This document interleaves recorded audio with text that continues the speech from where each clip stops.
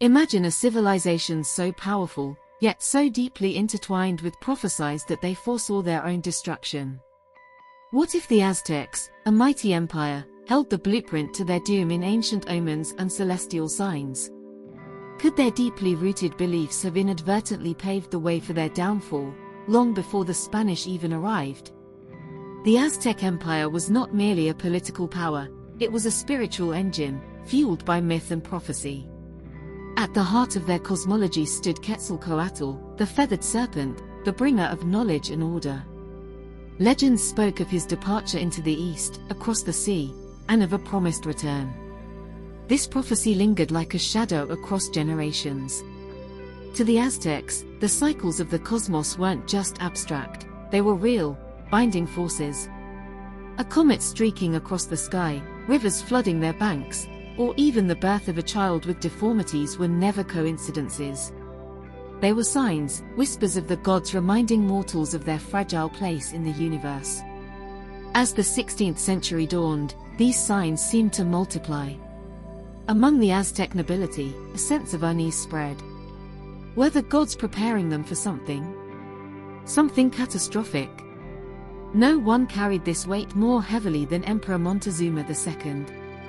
Reports say he became increasingly consumed by the prophecies, turning often to his priests and diviners.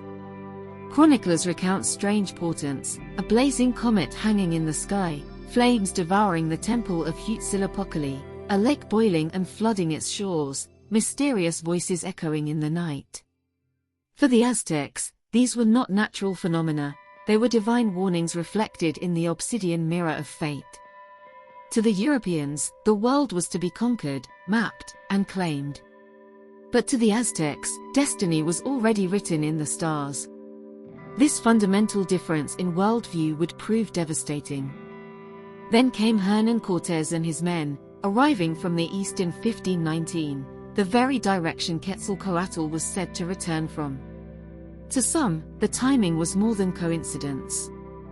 The year was Quetzalcoatl, the sacred calendar sign tied directly to the feathered serpent himself. When Montezuma first heard of the strangers with beards, steel, and thunderous weapons, the thought struck deep: was this Quetzalcoatl returning? This hesitation, born of prophecy, paralyzed the empire's leadership.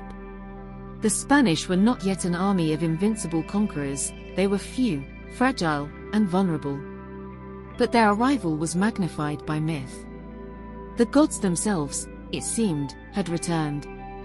And in the fatal interplay between religion and reality, Aztec military strategy faltered.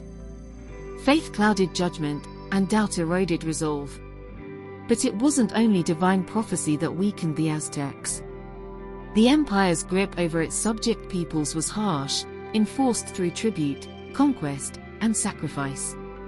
Many of these states harbored resentment, and when Cortés arrived, they saw an opportunity to rebel. The Spanish may have brought steel and horses, but they also brought alliances. The prophecy worked like a silent accomplice, convincing the Aztec elite that resistance was futile, that the gods themselves had chosen this outcome. Even the sacred cycle of sacrifice, which was believed to maintain cosmic balance, was thrown into chaos.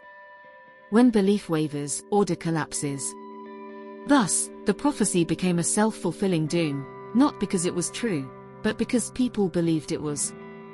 The Aztec Empire fell, but the prophecy lived on. To this day, it remains a haunting symbol in Mexican cultural memory, a reminder of how myth and reality can intertwine to shape history. Historians debate, was the prophecy truly ancient, or was it written later, as a way to make sense of catastrophe? Was it genuine foresight, or simply a narrative stitched together in hindsight? Whatever the answer, the story of the Aztec prophecy endures because it speaks to something timeless, the tension between destiny and free will. For the Aztecs, prophecy foretold their end. For us, it raises the question: how often do our own beliefs and fears pave the way for the very outcomes we dread? The Aztecs believed the stars held their fate. But maybe, in the end, it wasn't the gods that doomed them, it was the prophecy itself. Don't forget to like the video and subscribe to the channel for more. Until next time.